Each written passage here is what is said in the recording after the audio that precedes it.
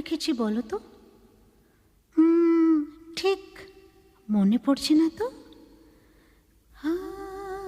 খুব চেনা চেনা মুখখানি